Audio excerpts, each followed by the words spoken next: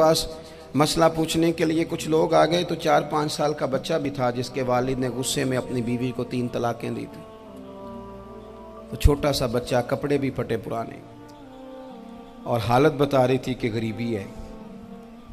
तो जब मैंने मसला बताया कि 3 तलाकें हो गई हैं तो वापस जाने लगे, तो बच्चा मुझसे कहता है, देहाती आदमी, तो कहने लगा, मौलवी साहब मेरी अम्मा ते नानी कहनी असन पूछ के आई आप कि हुण असी लहदा लहदा ही रहना है। तो उस बच्चे की नौनिहाल की वो कैफियत देखी तो मैं रो पड़ा। मैंने कहा यार ये बच्चा बेचारा माँ बाप के होते हुए ये यतीमों जैसी ज़िंदगी गुजारेगा क्योंकि बाप ने तलाक दे दी। किस तरह मसाइल नहीं बताए लोगों को, तालीम से आगाही नहीं किया। और इसमें बहुत बड़ा जुल्म है उन लोगों का भी जो जनाजे पे खड़े होके तो कह देते हैं मेरी तरह के लोग, अच्छे उलमा की बात नहीं करता, वो कह देते हैं देखो जी लोगों को जनाजा नहीं आता। भैया आपने किस दिन इशा के बाद क्लास लगाई थी जनाजा सिखाने की? ये तो आपने कह दिया लोगों को कुरान जी ठीक नहीं आता। तो यहाँ तो बेचारी बीबियाँ जिनको सही पढ़ना नहीं आता वो मिशन बना लेती हैं कि मैंने इतने 100 को कुरान पाक पढ़ाना है, बेवा हो गई हूँ, तलाक याफ्ता हो गई हूँ, सारी ज़िंदगी कुरान पढ़ाऊँगी। हम क्यों ये मिशन नहीं बनाते, क्यों इस तरफ सफ़र नहीं करते? एक तो दीनी मालूमात में, दीनी उलूम में अपने आप को लगाएं और ज़ौक़ पैदा करें कि जो चीज़ें मुझे नहीं आती मैंने वो सीखनी है, जो मामलात मुझे नहीं आते मैंने उनकी तरफ सफ़र करना है। एक तो अपना ये मिजाज बनाएं। और जब आप दीनी उलूम सीखते हैं तो पता है कौन सा मंज़र कायम होता है? मंज़र वो बनता है कि हज़रत अबू हुरैरा भी दीन सीखा करते थे, हज़रत अब्दुल्ला इब्न उमर भी असहाबे सुफ़ा में रहा करते थे, हज़रत अनस बिन मालिक भी रहा करते थे। और ऐसा मंज़र बनता है कि हज़रत सैयदा खतीजतुल कुबरा रज़ी अल्लाह तआला अन्हा फरमाती हैं, सैयदा फ़ातिमा हुज़ूर की गोद में बैठी होती थी और नबी पाक से बातें पूछती थी और हुज़ूर उन्हें बता रहे होते थे। सैयदा आयशा हुज़ूर से दीन की बातें पूछती। चौथा हिस्सा हमारी फ़िक़्ह के उसूल हज़रत फ़ातिमा की, हज़रत आयशा सिद्दीक़ा की मरवियात पर मबनी है।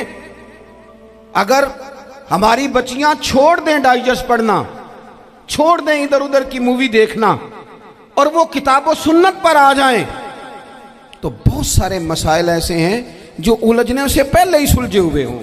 दीनी तालीम का मिजाज और ज़ौक़। और दूसरी आयत करीमा मैंने तिलावत की, अल्लाह करीम ने कुरान मजीद में फरमाया, या अय्युहल्लज़ीना आमनू कू अनफुसकुम व अहलीकुम नारा, ईमान वालों खुद भी दोज़ख की आग से बचो और अपने घर वालों को भी बचाओ। ओ वालिद, वो माँ जो बच्चों को भूख से बचाने के लिए मेहनत करती है, उनको मायूसी से बहुत सारे माँ बाप ऐसे होते हैं जिनके पास कपड़े लेने के पैसे नहीं होते ईद पे। क्यों? अजान शुरू होगी जी, अजान सुने जी। अजीज़ भाई, जिस तरह हम अपने बच्चों को देखें, बहुत सारे माँ बाप के पास गुंजाइश नहीं होती, लेकिन इस नीयत से कि बच्चों के दिल टूट जाएंगे, ईद पे कैसे गुजारा करेंगे, मुश्किल से भी कपड़े ख़रीद के देते। इस तरह हम अपने बच्चों को भूख से, प्यास से, मायूसी से बचाते हैं। इस तरह हमारे रब ने हमारे ज़िम्मे लगाया है कि तुम अपने बच्चों को कोशिश करो दोज़ख की आग से बचाने की। हज़रत उमर फ़ारूक रज़ी अल्लाह तआला अन्हु ने अर्ज़ किया था, या रसूल अल्लाह सल्लल्लाहु तआला अलैहि वसल्लम, इस आया करीमा का माना क्या है? तो महबूब करीम अलैहिस्सलाम ने फरमाया, उमर, जिन चीज़ों का अल्लाह तुम्हें हुक्म देता है तुम अपने घर वालों को उन चीज़ों का हुक्म दो। जिन चीज़ों से रब रसूल तुम्हें मना करते हैं अपने घर वालों को उनसे रोको। अपने घर के अंदर निफाज़े दीन करने की कोशिश करो। मेरे भाई, बहुत ज़्यादा आजमाइश है हमारे घरों में, बेचैनियाँ हैं, इस्तराब है, बच्चों में सख्ती है, बहन भाई एक दूसरे के साथ लड़ते हैं, मिजाजों में तलखी आ गई। क्यों भला? इसलिए कि माँ बाप को जो बेहतरीन किरदार और जो हसीन तरीका घर में अपनाना चाहिए था, बच्चे तकरीर बाहर से सुनते हैं लेकिन वो फॉलो अपने माँ बाप को करते हैं। अगर माँ बाप में हौसला हो, सब्र हो, इत्मीनान हो, खुददारी हो, थोड़े पर गुजारा करने का मिजाज हो। देखे ना, आज डिप्रेशन है, टेंशन है, पैनिक्स अटैक्स हैं, बड़ी सारी चीज़ें आ गई हैं। क्यों भला? सब्र नहीं, तहम्मुल नहीं, बुर्दबारी नहीं। आजमाए। एक दिन एक बच्चा मेरे पास आ गया मदरसे का और आके वो रोने लगा। मेरे घर वाले कहने लगे खाना छोड़ दें, पहले इसकी बात सुन ले। मैंने कहा पुत्र क्या हुआ, किसी ने मारा है किसी उस्ताद ने? कहने लगे नहीं हजरत, घर फ़ोन किया था तो मेरी अम्मा और अब्बा की लड़ाई हो रही है। बच्चा कांप रहा है, टांगे कांप रही। मैंने कहा क्या हो क्या गया तुम्हें पुत्र, लड़ाई हो रही है तो घरों में हो ही जाती है। कहने लगे नहीं आपको पता नहीं, वो बड़ा सख्त लड़ते हैं। मेरे वालिद जब मेरी वालदा को मारने के लिए आगे बढ़ते हैं तो हम सारे चारपाइयों के नीचे छुप जाते हैं, हमें खौफ आता है, वो मंजर खतरनाक होता है। ये कौन तकलीफ दे रहा है अपने बच्चों को? यहाँ बैठे हमारे यहाँ मीलों दूर रहते थे उसके घर वाले, तो वो तकलीफ में था, तो घर में क्या कैफियत होगी? अगर हौसला हो, सब्र हो, कनात हो, अल्लाह के दिए हुए थोड़े रिस्क पर हमें राजी रहना आता हो, हमारे घरों में सुकून आए, इत्मीनान आए, हम जो ज़िंदगी बड़ी खुशी खुशी गुजार सकते हैं। हमारे मिजाजों का लालच, हमारी तबीयतों की बेराह रवी, हमारी झूठी अना का बुत, उन सारी चीज़ों को ख़त्म कर देता है।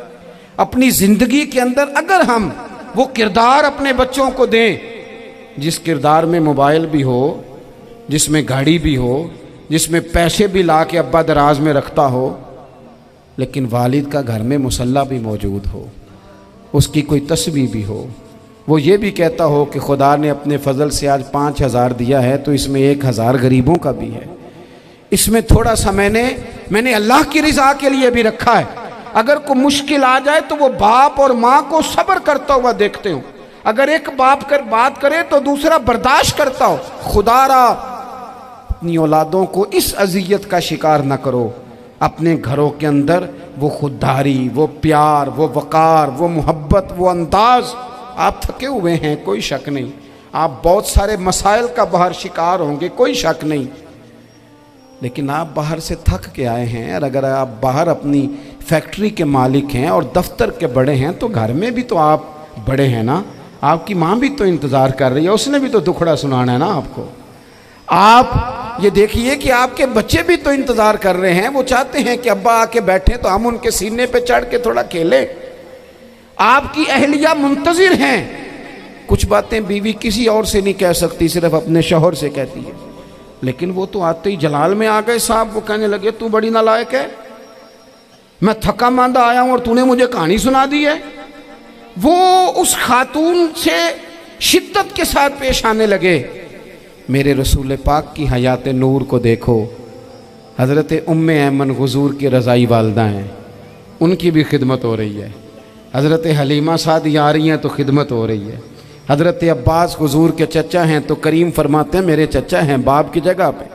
हुज़ूर दोस्त अहबाब सहाबा ग़ुलामों सब के साथ प्यार कर रहे हैं। 9 अज़वाज मुतहरात हैं घर के अंदर।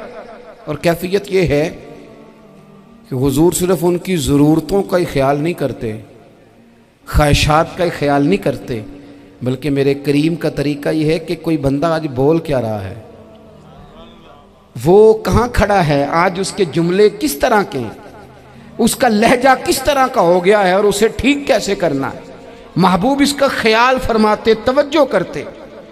मैं कहता हूँ कि हम सबको शौक़ आया है आराम करने का। मैं सुबह 11 बजे से पहले अपने घर से निकल आया था और ये वक्त आ गया है और रात को खुदा जाने किस वक़्त घर पहुँचना है।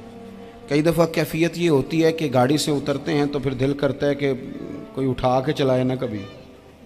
इसके बावजूद बहुत सारे लोग नाराज़ रहते हैं कि हमसे मिल के नहीं गए, फ़ोटो नहीं खिंचवा के गए, फलानी जगह चाय नहीं पी के गए। ये तसलसल है। लेकिन मैं जितना मर्ज़ी थका मांदा घर जाऊँगा ना, कभी ऐसा नहीं हुआ कि मैं घर जाऊँ तो बड़ी टेंशन में जाऊँ। मेरी घर वाली एक दिन मुझसे कहने लगी आपने कभी नहीं कहा कि मैं थका हुआ आया। बंदा थक भी तो जाता ही है ना, कभी कहाँ करे ना। मैंने उसे कहा पता क्यों नहीं कहता? इसलिए नहीं कहता कि मैं नहीं चाहता कि मेरे बच्चे ये कहें कि हमने दीन नहीं पढ़ना, हमारा बाप तो बड़ी मुश्किल में है। हम अपने काम के बारे में अपने घर में शिकवे करते हैं। आप किसी बच्चे से पूछ लें कौन सा काम करना है, कहता जो अब्बा जी कर दे रहे वो नहीं करना। क्यों? कि अब्बा जी हर रोज़ तो कहते हैं मैं बड़ा उलझ गया हूँ, ये काम बड़ा मुश्किल है। मैं चाहता हूँ कि मैं अपने बच्चों को ये बताऊँ कि पुत्र मैं तो जिधर जाता हूँ फूल ही फूल हैं।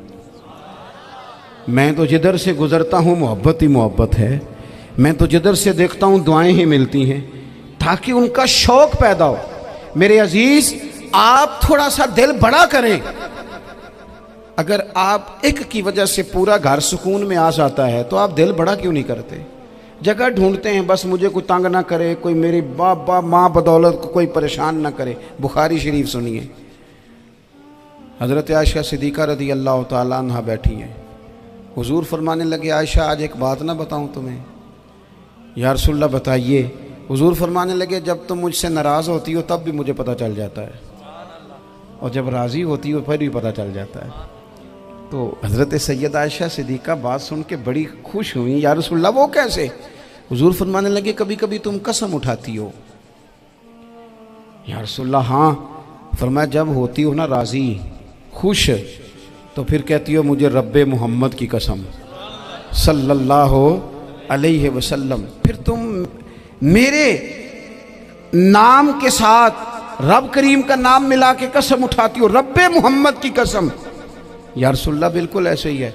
और फरमाया, जब तुम्हारे दिल में कोई बात होती है ना, तो फिर तुम कहती हो मुझे रब्बे इब्राहीम अलैहिस्सलाम की कसम, फिर तुम रब्बे मोहम्मद नहीं कहती। ये बुखारी मुस्लिम में मौजूद है।